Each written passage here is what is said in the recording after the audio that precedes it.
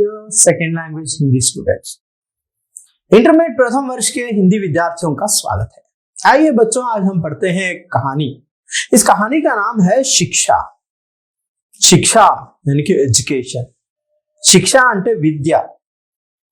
విద్య యొక్క ప్రాముఖ్యత తెలియజేసే అద్భుతమైన కథను ఈరోజు ఉపవాచకంలో భాగంగా చదువుదాం। आइए पढ़ते हैं कहानी शिक्षा। इस कहानी के लेखक हैं मनमोहन भाटिया जी।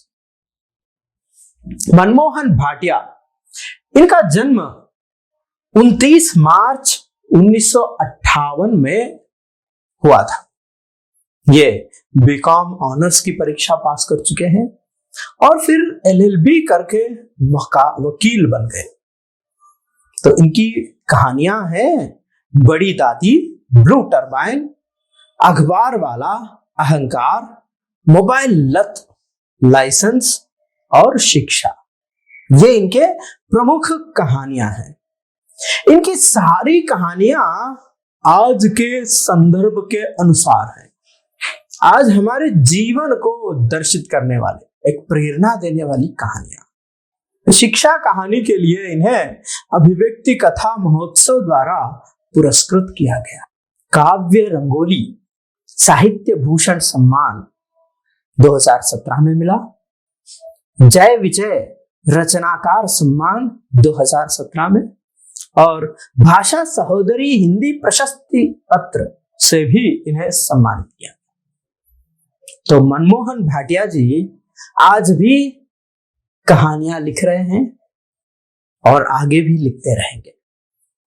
तो आइए उनकी पुरस्कृत और बहुप्रशंसित कहानी शिक्षा को पढ़ते हैं। शिक्षा एक ऐसी कहानी है जो हमारे और आपके जीवन से जुड़ी हुई कहानी। విద్యార్థులకు స్వాగతం। ఈ రోజు మనం చదువుతున్న కథ మన్మోహన్ భాటియా గారు రచించారు। కథ పేరు శిక్ష। శిక్ష అంటే విద్య। విద్య యొక్క గొప్పతనాన్ని, విద్య యొక్క అవసరాన్ని, ఎందుకు అవసరము అనే విషయాన్ని అద్భుతంగా చిత్రించబడింది ఈ కథలో।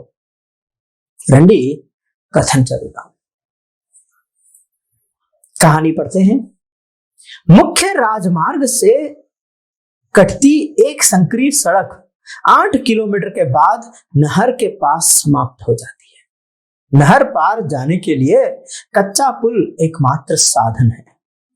जब नहर में अधिक पानी छोड़ा जाता है तब टूट जाता है और नाव से नहर पार जाया जाता है। यह अस्थायी पुल जिसे नहर पार के गांव वाले खुद बनाते हैं। बरसात के महीनों में भी अधिक पानी के आ जाने पर टूट जाता है।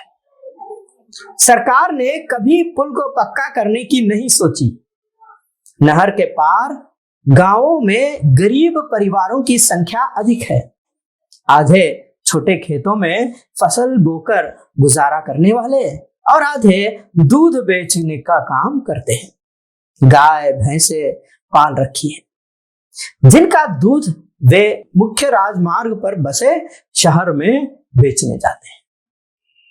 यह कहानी एक गांव की कहानी, एक ऐसा गांव जो मुख्य राजमार्ग से मतलब हाईवे से दूर 8 किलोमीटर दूर पर है। ఈ కథ ఒక చిన్న గ్రామానికి సంబంధించిన కథ। మన దేశంలో ఇలాంటి గ్రామాలు అనేకం ఉన్నాయి।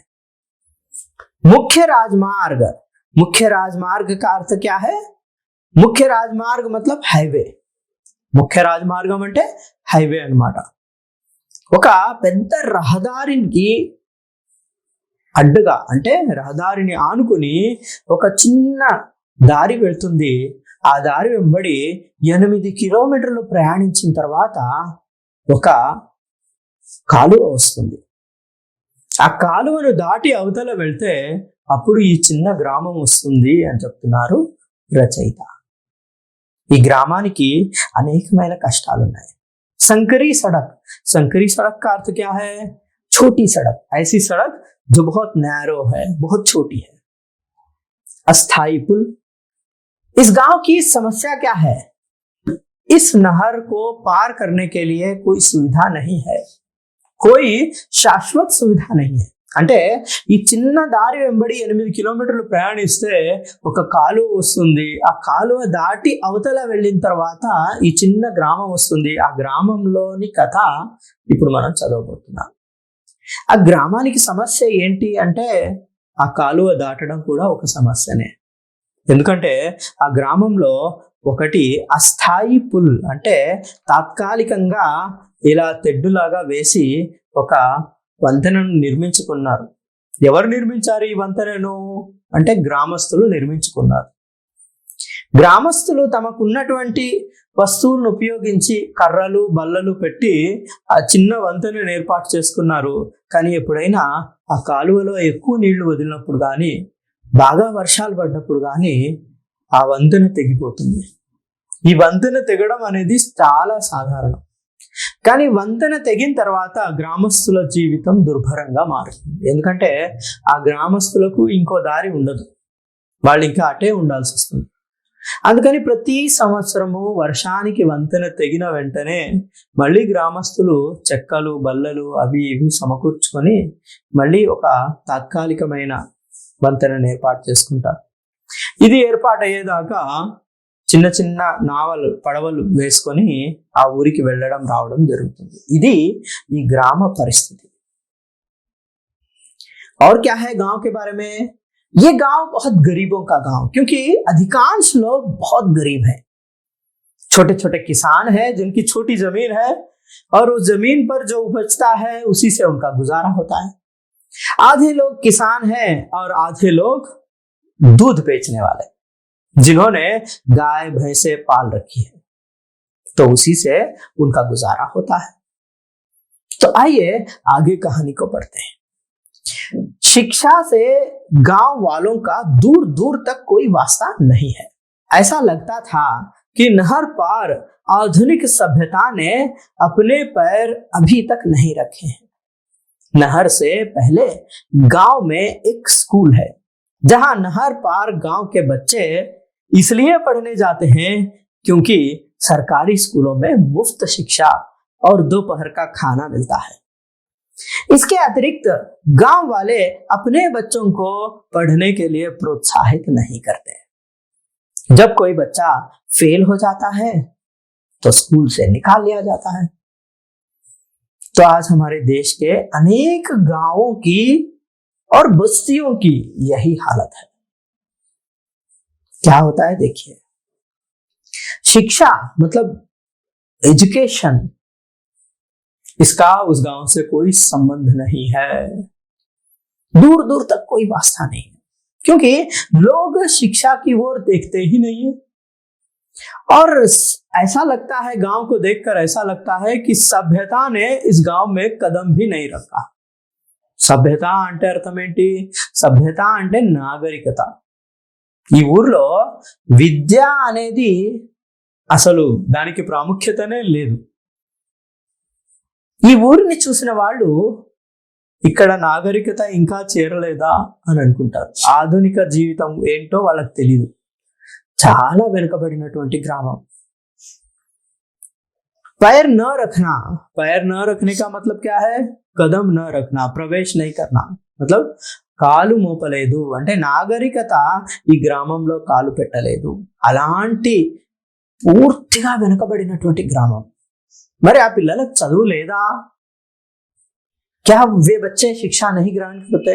हाँ, उनके लिए एक स्कूल है. कहाँ है? मुख्य राजमार्ग के पास है. అంటే హైవే దగ్గర ఒక పాఠశాల ఉంది.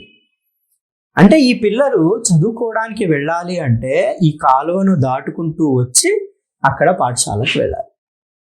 మరి గ్రామంలో పిల్లలందరూ చదువుకోవాలని అనుకుంటున్నారా? లేదు. మరి తల్లిదండ్రులు పాఠశాలకు ఎందుకు పంపిస్తున్నారు? వాళ్ళు పంపడానికి ఒకటే కారణం ఏంటంటే చదువుకు ఖర్చు లేదు, ఉచిత విద్య. రెండవ కారణము మధ్యాహ్న భోజనం. అంటే ఒక పూట భోజనం వాడు తింటాడు కదా, ఇంకా సాయంత్రం దాకా పిల్లవాడిని చూడనవసరం లేదు. ఏం డబ్బు ఖర్చు కాదు. ఈ కారణం వల్ల వాళ్ళు చదువుకు పంపిస్తున్నారు. అంతేకాని గ్రామస్తులు ఎవరు ఈ పిల్లలు చదువుకొని బాగుపడతారని, ఏదో గొప్పవాళ్ళు అయిపోతారని, మేధావులు అవుతారని, వాళ్ళ భవిష్యత్తు కోసం చదివించటం లేదు.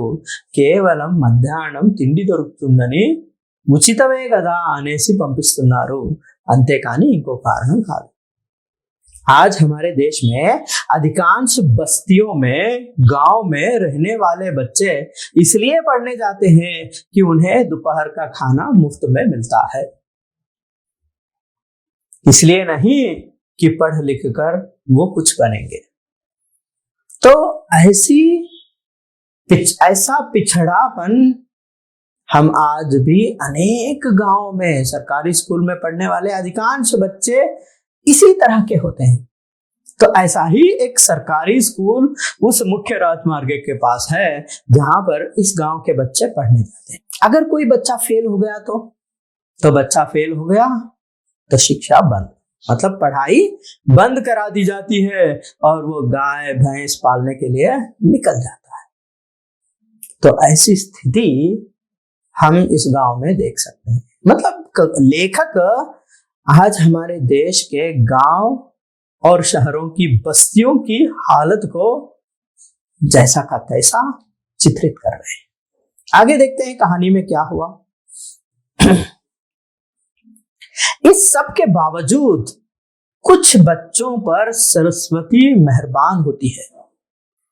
प्रकृति चाहती है कि वे पढ़ लिख कर सभ्यता में अज्ञानता को दूर कर ज्ञान का प्रकाश चारों ओर फैलाए। ऐसे ही बच्चों में रविंद्र प्रमुख था। परंतु कभी कभी चमत्कार होते हैं। तो इतने खराब हालत के बावजूद मतलब इसके बाद भी, ऐसी स्थिति रहने पर भी सरस्वती मेहरबान होती है। మా సరస్వతి దేవి అంటే చదువుల తల్లి ఇంతటి దుర్భరమైన స్థితి ఉన్నటువంటి గ్రామంలో కూడా అప్పుడప్పుడు సరస్వతీదేవి కటాక్షము కొంతమంది పిల్లలకు, అదృష్టవంతులైన పిల్లలకు లభిస్తుంది అంటున్నారు రచయిత। माँ सरस्वती कभी कभी ऐसे गरीब बच्चों पर कृपा करती है। ऐसे गांव में जहां पर पढ़ने का कोई वातावरण नहीं है, जहां के माँ बाप कभी अपने बच्चों को पढ़ने के लिए प्रोत्साहित नहीं करते, उनमें उत्साह नहीं भरते, तो ऐसे पिछड़े गांवों में भी कभी कभी कुछ बच्चे ऐसे निकल जाते हैं जो पढ़ाई में तेज, जिन पर सरस्वती की कृपा है। ऐसे ही बच्चों में एक लड़का था रविंद्र। गरीब परिवार का रविंद्र खुद अपने बलबूते पर पढ़ता चला गया, क्योंकि वहां पर कोई वातावरण, कोई प्रोत्साहन नहीं था। रविंद्र के माँ बाप भी खुद कोई खास तवज्जो नहीं दे रहे थे, कोई ध्यान नहीं दे रहा था, कोई बैठकर पढ़ाने वाला नहीं था। उसी एक सरकारी स्कूल है जहां पर हालत खराब है, तो ऐसी जगह पर पढ़ने के लिए कोई प्रोत्साहन नहीं है, कोई उत्साह उमंग नहीं है, कोई आशा और कोई उम्मीदें नहीं है। तो ऐसे वातावरण में भी अपने बलबूते पर, अपने बलबूते मतलब क्या है, अपना बलबूता मतलब अपने सामर्थ्य पर, अपने धैर्य के आधार पर रविंद्र पढ़ने लिखने लगा। जिस स्कूल का रिजल्ट कभी 10% से अधिक नहीं आया, रविंद्र 10वीं कक्षा की बोर्ड परीक्षा में पूरे जिले में प्रथम आया। ऐसे निराशाजनक वातावरण में भी ऐसा स्कूल है जहां का रिजल्ट, यानी कि जहां पर उत्तीर्णता का जो प्रतिशत है वो 10% से भी कम रहता है। అంటే ఆ పాఠశాల ఎంత దయనీయమైన పరిస్థితి అంటే ఆ పాఠశాలలో చదివే విద్యార్థులకు ప్రోత్సహించే వాళ్ళు లేరు, తల్లిదండ్రులు పెద్దగా పట్టించుకోరు। అట్లాంటి పాఠశాలలో చదువుతున్న విద్యార్థులు ఆ పాఠశాల రిజల్ట్, ఉత్తీర్ణత శాతం ఎంత ఉంటుంది, 10% కంటే తక్కువ। అంటే 100 మంది చేరితే ఏదో 10 మంది మమ అన్నట్టు పాస్ అయిపోతారు। అంతకు మించి ఆ పాఠశాలలో వచ్చినటువంటి గొప్ప పరిణామం ఏం లేదు। అలాంటి పాఠశాలలో చదివినటువంటి రవీంద్ర ఈ సంవత్సరము పదవ తరగతి పరీక్షల్లో పూర్తి జిల్లాలోనే మొదటి ర్యాంకును సాధించాడు. स्कूल के प्रधानाचार्य ने रविंद्र की प्रतिभा का अवलोकन छोटी उम्र में ही कर लिया था। वह स्कूल की हर परीक्षा में प्रथम रहता था। इसका अर्थ यह नहीं है कि वो पाठशाला में अध्यापक ठीक से पढ़ाते नहीं होंगे, क्योंकि खराब परिणाम आने के अनेक कारण होते हैं। उन कारणों का विश्लेषण करने की आवश्यकता है, उसको समझने की आवश्यकता है। ऐसा आरोप नहीं कर सकते कि यह पाठशाला बेकार है, यहां पर कोई पढ़ाना नहीं चाहता। तो वहां पर वहां की समस्या को समझने वाला नहीं है, इसलिए ऐसी स्थिति है। वहां के जो प्रधानाचार्य है हर एक बच्चे पर ध्यान देते हैं। रविंद्र जब छोटा था तो उसी समय में प्रधानाचार्य की दृष्टि उस पर गिरा, मतलब प्रधानाचार्य ने अवलोकन किया था। अवलोकन का अर्थ क्या है? समझ लिया था कि इस बच्चे में प्रतिभा है, इस बच्चे में काबिलियत है, तो इसलिए उसे बचपन से ही प्रोत्साहित करते गए। कोई उम्मीद नहीं थी, ऐसी पाठशाला है जहां पर कोई उत्साह नहीं है, कोई मतलब अध्यापकों को भी पढ़ाने के लिए जो उत्साह चाहिए, प्रोत्साहन चाहिए, वो भी नहीं है। तो ऐसी दीनहीन स्थिति में भी एक चिराग की तरह एक लड़का जो पढ़ने में तेज है, दिखते ही प्रधानाचार्य ने उस पर ध्यान दिया और वो बच्चा हर कक्षा में प्रथम रहता था। और जिले में प्रथम आने पर रविंद्र का उत्साह दुगना हो गया और अधिक लगन से पढ़ने लगा। तो डिस्ट्रिक्ट में फर्स्ट आ गया। आने के बाद रविंद्र और भी ज्यादा उत्साह के साथ पढ़ने लगा और वो पूरी लगन के साथ। लगन का अर्थ क्या है?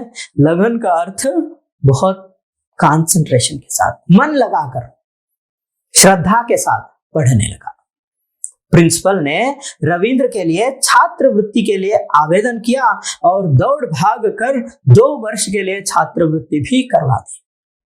प्रिंसिपल साहब बहुत अच्छे थे, हालांकि उनको कोई प्रोत्साहन देने वाला नहीं है। ऐसा स्कूल है जिसका परिणाम 10% से कम है, मतलब हर कोई उनकी अवमानना करता है। हर कोई अधिकारी यही कहेगा कि तुम तो बेकार हो, किसी काम के नहीं हो। हर कोई उनको 2-4 खरी खोटी सुना देते हैं। तो इन सब के बावजूद एक बच्चा पढ़ने वाला निकल गया, तो प्रिंसिपल साहब ने इस अवसर का पूरा उपयोग किया और उस बच्चे के लिए दौड़ भाग करके उसके लिए छात्रवृत्ति का इंतजाम किया। छात्रवृत्ति का अर्थ क्या है? छात्रवृत्ति मतलब स्कॉलरशिप। तो स्कॉलरशिप के लिए बहुत सारा प्रोसीजर रहता है, तो उन सारी चीजों को उन्होंने कर दिया और आवेदन किया। आवेदन का अर्थ क्या है? अप्लाई करना। तो स्कॉलरशिप के लिए उन्होंने दौड़ भाग करके ये सारा प्रबंध कर दिया। दौड़ भाग करना मतलब बहुत सारा प्रयत्न करना। तो इन सब प्रयत्न करके 2 वर्षों के लिए स्कॉलरशिप मंजूर हो गया। होनहार रविंद्र जोश, लगन और प्रतिभा के बल पर आगे बढ़ता रहा और पढ़ाई के अंतिम शिखर पर पहुंचकर उसने अपना ध्यान IAS की परीक्षा पास कर एक अधिकारी बनने पर केंद्रित किया। इस तरह से प्रिंसिपल साहब के प्रोत्साहन के कारण रविंद्र पढ़ने में ध्यान लगाया, मन लगाकर पढ़ने लगा और उसकी रुचि भी बढ़ गई। उसका ज्ञान और उसके सोचने का दायरा बढ़ गया और इस तरह से पढ़ते पढ़ते उसने अपने जीवन का लक्ष्य निर्धारित किया, क्योंकि अब तक उस गांव में किसी लड़के में कोई जीवन का लक्ष्य जैसी चीज नहीं थी। परंतु रविंद्र एक ऐसा लड़का था जो उस गांव के लिए एक चिराग की तरह था। उसने अपने जीवन का लक्ष्य बनाया। तो रविंद्र के जीवन का लक्ष्य क्या था? उसके जीवन का लक्ष्य था IAS की परीक्षा पास करना, मतलब एक अधिकारी बनना। मुख्य राजमार्ग पर बसे गांव का अधिकरण सरकार करने लगी और एक औद्योगिक क्षेत्र की स्थापना हुई। तो चारों तरफ विकास हो रहा था। तो विकास की एक रोशनी, एक छोटा सा किरण उस गांव तक पहुंचा। मतलब गांव के पास जो मुख्य राजमार्ग है, हाईवे है, उसके पास में गांव में जमीन लेने का काम शुरू हो गया। मतलब सरकार जमीन को इकट्ठा कर रही थी किस लिए? एक औद्योगिक क्षेत्र बनाने के लिए। औद्योगिक क्षेत्र मतलब क्या है? एक इंडस्ट्रियल कॉरिडोर मतलब बनाए, वहां पर कुछ उद्योगपति आकर कुछ फैक्ट्रियां लगाने की बात सोच रहे थे। तो इसके लिए गांव वालों से जमीन ली जा रही थी और वहां पर बहुत बड़ा विकास का काम चलने लगा था। छोटे उद्योगों के साथ साथ एक विदेशी कंपनी ने कार बनाने के लिए जमीन खरीदी। तो छोटे छोटे जो इंडस्ट्रीज रहते हैं, जो छोटे छोटे उद्योगपति रहते हैं, ये लोग जमीन ले रहे थे, वहां पर कुछ कारखाने खोल रहे थे। तो उसके साथ साथ एक विदेशी कंपनी भी यहाँ पर जमीन लेकर कारखाना खोलने लगी और ये कंपनी कार बनाने वाली कंपनी थी। बहुत बड़ी इंडस्ट्री, बहुत बड़ा कारखाना खुलने वाला था। कार बनाने के कारखाने का निर्माण शुरू हो गया। यह एक बड़ी परियोजना थी। परियोजना मतलब प्रोजेक्ट, एक बड़ी प्रोजेक्ट थी, एक ऐसा काम जो कि उस गांव में कभी किसी ने सोचा नहीं था। तो हाईवे के पास हो रहा था, उनका गांव और भी अंदर है। तो गांव के गरीब परिवारों को मजदूरी मिल गई। शुरुआत में जब कोई उद्योग लगता है तो जमीन को ठीक करने और उद्योग की जो निर्माण होते हैं ना, तो निर्माण कार्य में बहुत सारे लोगों की जरूरत पड़ती है। तो गांव वालों को अब बहुत रोजगार मिलने लगा था, मतलब गांव वाले आकर वहां पर काम कर रहे थे। और 2 साल बाद कारखाना तैयार हो गया। तो 2 साल हो गए थे और कारखाना भी तैयार हो गया। तो कारखाना तैयार हो गया और गांव के सभी नौजवानों की भर्ती कार बनाने के कारखाने में हो गई थी। तो गांव में जितने भी लड़के थे, मतलब सभी को नौकरी मिल रही थी। कारखाने में बहुत जरूरत थी लोगों की और आसपास के गांव वालों को, वहां के लड़कों को यहाँ पर नौकरियां दी जा रही थी। तो ऐसे में रविंद्र के माता पिता क्या सोच रहे होंगे? सहज रूप से रविंद्र के माता पिता भी यही सोच रहे होंगे कि रविंद्र को भी यहाँ पर नौकरी मिल जाती तो बहुत अच्छा होता। तो यही हुआ रविंद्र के साथ। 12वीं कक्षा की बोर्ड परीक्षा समाप्त हो गई। तो 12वीं तक रविंद्र की पढ़ाई जारी रही। बोर्ड परीक्षा हो गई थी और रिजल्ट आने में 2 महीनों का समय था। कारखाने में भर्ती पूरे जोश में थी। गांव के दूसरे नौजवान कारखाने में भर्ती हो रहे थे, लेकिन रविंद्र ने अपना लक्ष्य आईएएस रख लिया था। वह नौकरी के लिए तैयार नहीं था। अब तक उसकी पढ़ाई जारी थी, इंटरमीडिएट कर चुका था, परीक्षा हो गई थी, अभी परिणाम आने बाकी थी। परिणाम आने में 2 महीनों का समय था। कारखाने में जोरों से भर्ती हो रही थी। పెద్ద ఎత్తున చాలా మంది యువకులకు ఆ కార్ఖానాలో, ఆ ఫ్యాక్టరీలో, కార్ల కంపెనీలో ఉద్యోగాలు వస్తున్నాయి. అలాంటి సమయంలో అందరూ ఉద్యోగాలకు పోతున్నారు. రవీంద్ర ఒక్కడే తన జీవిత లక్ష్యం ఐఏఎస్ చదవాలని నిర్ధారించుకొని కూర్చున్నాడు. घर में खाली बैठे पुत्र को कोई बर्दाश्त नहीं करता है. ఇంట్లో ఖాళీగా కూర్చున్న కొడుకును ఎవ్వరు భరించరు. తల్లిదండ్రులకు భయం ఉంటుంది, వీడు పనికొస్తాడా, మళ్ళీ ఇలాగే కూర్చుండిపోతాడా అని. అందుకే వీలైనంత తొందరగా అతన్ని పనిలో చేర్పించాలని ఆలోచిస్తున్నారు. उसे घर देख माँ ने पिता से कहा, अजी सुनते हो, गांव के सारे लड़के कारखाने में भर्ती हो रहे हैं, अपना रवि घर पड़ा है, कुछ बात करो उससे. अपना रवि तो प्रथम आता है, फेल लड़के सारे भर्ती हो गए हैं. सुना है 5-5 हजार रुपये महीना तनख्वाह मिल रही है, इसको तो अधिक तनख्वाह मिलेगी. मां ने अपने पति से कहा, सुनते हो, गांव के सारे बच्चे जो पढ़ाई में बहुत कमजोर हैं, फेल हो गए सब बच्चे, तो ऐसे बच्चों को भी महीने में 5,000 की नौकरी उस कार की कंपनी में मिल रही है. तो रवि तो बहुत होनहार लड़का है, पूरे जिले में प्रथम आया है, तो उसको तो ज्यादा तनख्वाह मिलेगी. यही सोचकर मां ने जोर देना शुरू किया. रविंद्र से कहने लगे कि अब पढ़ाई बंद करो, काम पे लग जाओ. आज हमारे गांव में और बस्तियों में रहने वाले गरीब बच्चों के साथ यही व्यवहार होता है. माँ बाप यही सोचते हैं कि अब तक पढ़ाई बहुत हो गई, अब तो काम पे लग जाओ। तो यही रविंद्र पर भी इसी तरह का एक दबाव आने लगा। तुम ठीक कहती हो, कल सरपंच भी कह रहा था कि जल्दी भर्ती बंद हो जाएगी। ऐसे घर बैठे इतनी बढ़िया नौकरी के मौके कभी कभी मिलते हैं, कहकर पिता ने आवाज लगाई। रवि। रविंद्र पढ़ने में मस्त था। शायद उसे एहसास था कि पिता कारखाने में नौकरी की बात करेंगे, इसलिए पिता की आवाज अनसुनी कर दी। रविंद्र को पढ़ता देख माँ बाप दोनों बाहर आ गए। तो इस तरह से रविंद्र पर दबाव शुरू हो गया। रविंद्र पढ़ाई कर रहा था तो माँ बाप की बात को भांप लिया था, एहसास मतलब समझ लिया था कि माँ बाप क्या कहने वाले हैं, इसलिए उनकी बात पर ध्यान नहीं दिया। रवि, परीक्षा समाप्त हो गई है, अब नौकरी कर ले। कारखाने में सब लड़के भर्ती हो गए हैं, यह सुनहरा अवसर है, इसको गंवाना नहीं है। माँ, मैं अभी पढ़ना चाहता हूं, मुझे नौकरी नहीं करनी है। तो क्या करेगा? रमाशंकर की आवाज तेज और कड़क हो गई। तो इस तरह से माँ बाप रविंद्र पर जोर देने लगे कि पढ़ लिख कर क्या करेगा, घर बैठे नौकरी मिल रही है, इतना अच्छा अवसर और कब मिलेगा?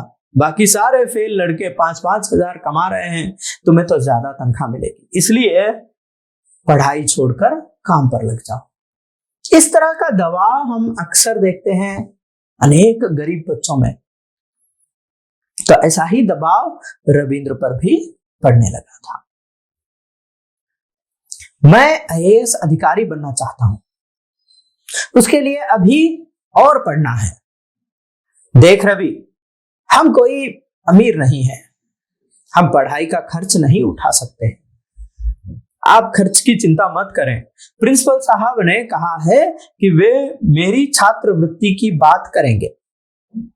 देख रवि, तुझे घर के हालात तो मालूम है, तेरी 2 बड़ी बहनों और भाई की शादी में कर्जा लिया था जो आज तक चुका नहीं पाया।